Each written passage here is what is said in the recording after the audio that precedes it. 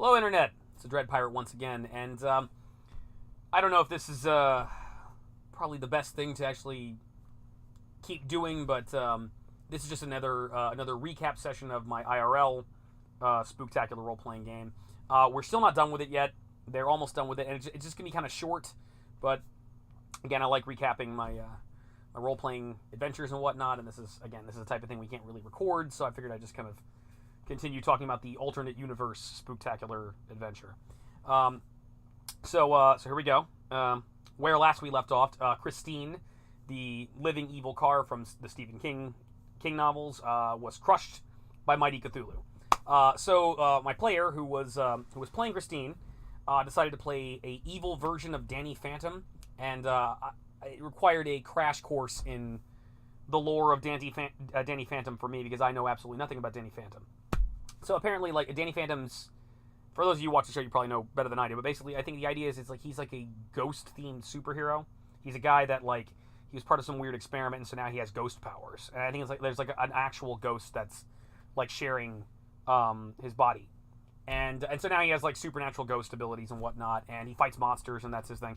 Sounds like a pretty cool cartoon, actually. Maybe I'll check it out sometime. And it kind of reminded me of a Sin Eater, which is a New World of Darkness creature that you can play. It's like in New World of Darkness, instead of Wraith the Oblivion, you have Geist. This I think it's Geist the Sin Eater, I want to say, or something like that. It's Geist, and essentially it's the alleged better version of Wraith the Oblivion. It's instead of playing a ghost and the other players playing an aspect of your personality in such a way that it ends friendships. Instead of that, you play a person who dies and they gets a chance to come back to life, but you've got a ghost riding shotgun in your body, essentially. So it sounded kind of like that, so it seemed interesting to me. But he's also not just playing Danny Phantom; he's playing like an evil version of Danny Phantom. And he showed me a couple YouTube videos. It's like there's one story where like an evil version of Danny Phantom from the future comes back in time to fuck with regular Danny Phantom. So he's got this evil doppelganger running around. So that's specifically what he wanted to do. He wanted to be evil Danny Phantom.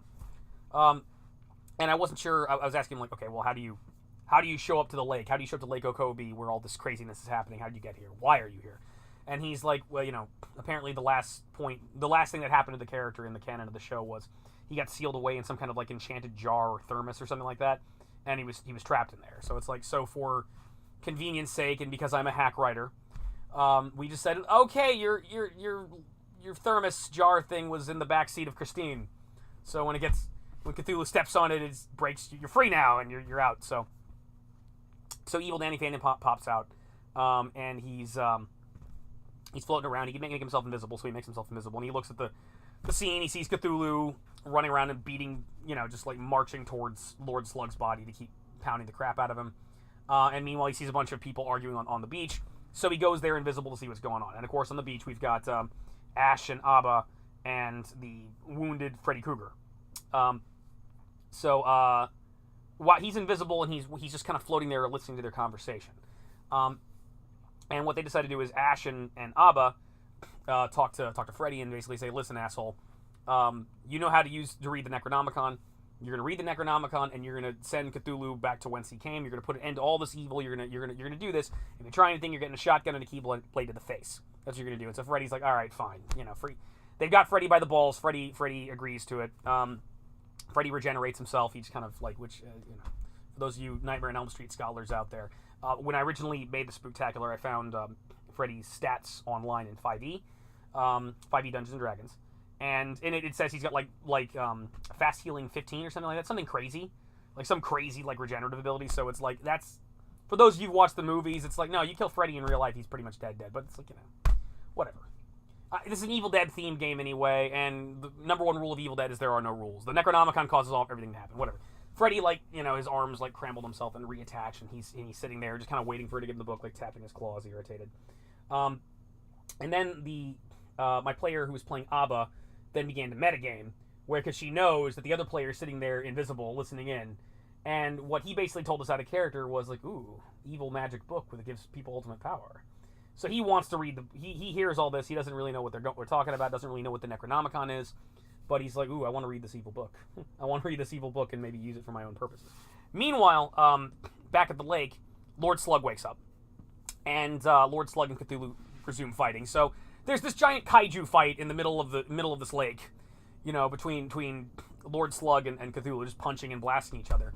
And meanwhile, then there's these four fuckers, one of which is invisible, on the shore, just sitting there, like watching it, eating popcorn. Finally, Abba gives Freddy Krueger the Necronomicon. He opens it up and starts looking for the proper spell. And he finds the right spell, and he starts casting the spell to send Cthulhu away, to banish Cthulhu from our realm. The moment he starts casting, Cthulhu just ignores Lord Slug. He's fighting, he's like, just like, he locks in. He knows what's happening. He's like, no, not going to do that. So he starts moving. So now we have a giant squid monster walking its way toward us to fuck us all up, so that's bad. He starts trying to send him away, and he's not able to pull it off. Initially, it's like he almost casts him out, but then, since Cthulhu's a great old one, he's just like, he shrugs it off, so he wasn't able to fully cast the spell. And so he locks in right on Freddy and tries to kill him. And so at that point, the whole thing turns into a big 5-way fight. Lord Slug's like, don't ignore me, you son of a bitch, and keeps on trying to blast him and punch him, and Cthulhu's just swatting him and backhanding him, and like, I don't care about you no more. You can't banish me from this realm, fuck you. Danny Phantom pops out of nowhere and kind of expected, like, everybody, ha-ha! I've been watching you this entire time, and like, no one cares, because Cthulhu. It's like, yeah, whatever. They don't care about evil ghost superhero person who's popped up. So, but Danny Phantom gets in the fight, he starts fighting too. Ash and Abba do whatever they can, like, Ash tries shooting him, it's not doing any good. Like, just shotgun just bounces off him. Abba tries a couple things, it doesn't work out. They try fighting him, and eventually, like, he grabs Freddy Krueger and is about to eat him. And Freddy's trying to cast a spell to send him away, doesn't work. But then, as the fight goes along, I think Ash winds up stabbing Cthulhu in the leg with the Kandarian dagger, which causes Cthulhu to get mad at him and try to swat him. So this really cool thing happens where, like, Cthulhu tries to, like, crush Ash, and Ash dodges out of the way and, like, stabs him with the Kandarian dagger and the wrist, and cuts his wrist, and he's bleeding out in the water. And then crawls up his arm with the Kandarian dagger. Now, like, he's on his shoulder, like, stabbing him over and over again with the Kandarian dagger, which hurts like a bitch. But he's like, that's what Ash is doing in schizophrenic fashion. Meanwhile, Danny Phantom's blasting him, Slug's blasting him. I think Abba started healing. And once Freddy Krueger realized people are distracted and not paying attention to him anymore, and even Cthulhu's not about to eat him, Cthulhu's like, fuck this. Cthulhu flips a couple pages in the book, finds a spell that he wanted that gives him ultimate power. Kind of like how he got in the comic book crossover. He casts that spell, boom, we now have Super Freddy. Super Freddy has now the powers of a dark god, all this dark, demonic Kandarian magic is in. He's like, ha ha ha ha ha! And Danny Phantom then sees the opportunity, and while Freddy's cackling, he reads the same passage. Danny Phantom now has ultimate cosmic demonic power. And so they're pretty awesome there. Freddy then teleports out. Freddy poofs out, and they don't know what happened, and they'll find out at the end of the campaign. It's like, yeah, we saved the world. Nope, you fucked up. Watch the news. You so didn't. So that's what's going on there. They keep fighting. Danny Phantom, and for some reason, Danny Phantom and Lord Slug started fighting each other at a certain point. So Danny Phantom decided to possess Lord Slug. So for a while, Danny Phantom was like had his power and Lord Slug's power on top of that. So he's fighting him as a possessed Lord Slug for a minute. Then eventually, Lord Slug kicks him out of his body. Eventually, Abba just decides to fucking ditch and retreat, but just leave Ash there to die because, yeah, thanks, friend. So, and she basically pulls an Elvira, and it's fun. Part of the reason I'm calling this the alternate universe Spooktacular is it's the exact same thing. Just people are fulfilling different roles. Instead of Elvira, we've got Abba, the Keyblade Master.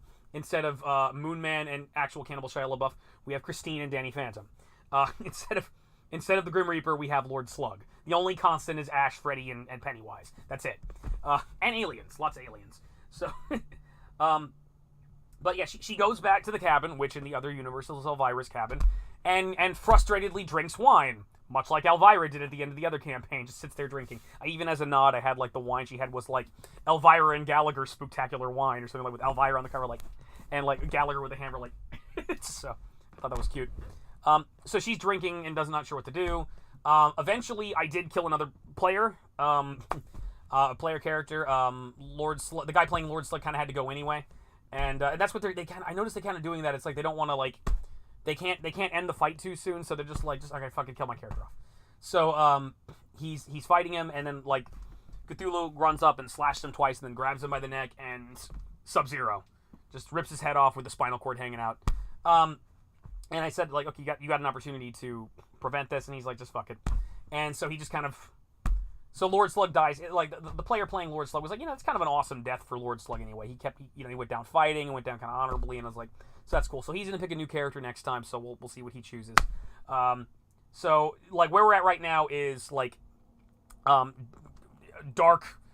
Cosmic Danny Phantom is evil. Danny Phantom is fighting Cthulhu, while like Ash is stabbing Cthulhu, the side of Cthulhu's head with a Kandarian dagger on his shoulder. Meanwhile, Abba basically just kind of collected herself for a minute and drank a little bit of wine, and then realizes, all right, like she started doing this stuff where she's like, her first plan was like, all right, I'm just gonna find the heart of this world and seal it from darkness. Which is, again, for those of you who play the Kingdom Hearts games, that's a Kingdom Hearts thing. It's like, every time Sora and friends travel to a different world, each world has, like, a heart. Because, don't get me started. Kingdom Hearts makes no sense. The heart of the world, the soul of the world, whatever. And the Keyblade can lock it and seal it from darkness and protect it from darkness. So, funny she thinks that's going to apply to this game. It's like, I'm not specifically running a Kingdom Hearts storyline, so it's like, oh, you think you can do that, huh? Alright, well, whatever. I had her do a couple rolls, and it's like, yeah, sure enough, there's a heart here, and I ever use her Keyblade powers to find it, and it's like, yeah, it's here, it's in the middle of that lake. And she's like, fuck me. And it's like, I don't want to go back to that lake. She basically realizes, like, look, this Cthulhu's too powerful, as you do. Most people conclude that. And it's, I can't take this guy on alone. She still wants to save the world, she still wants to stop him, so what she does is she decides to use the Keyblade to teleport herself out, go back to, I think it's called Everlasting Garden, I don't know. This girl knows so much more about Kingdom Hearts than I ever could have. I got 1 and 2. I'm like, you remember in Kingdom Hearts 2 when like they go back to like Halloween Town and Oogie Boogie comes back? Remember that? I remember. Nah. Remember when Tron showed up? I don't know. I 1 and 2. That's all I know. That's it. Which they're great. I like those, but it just got stupid after that point. She goes back to like Everlasting Garden or whatever it is, and she talks to like another Keyblade Master and tells him what's going on. There's this big monster. It's going to destroy this world. We need an army of Keyblade Masters to come back. So her plan is get an army of Keyblade Masters to come back and beat the crap out of Cthulhu. So that's where we're at. We're going to try to end it next time. I was actually trying to finish it up anyway, where it was just like, okay, you beat Cthulhu, you win, that's it. It's kind of just a short intro game for these guys for Halloween. So yeah, again, I don't know if there's much point to me just like telling people this, because it's like whatever. But it's like, yeah, I used to do these D&D recaps. I post my role-playing games anyway, so this might be a thing I start doing. So just this is the weekly recap of the IRL role-playing game I had. So that's all for now. This is the Dreadpirate. I hope you like my little story.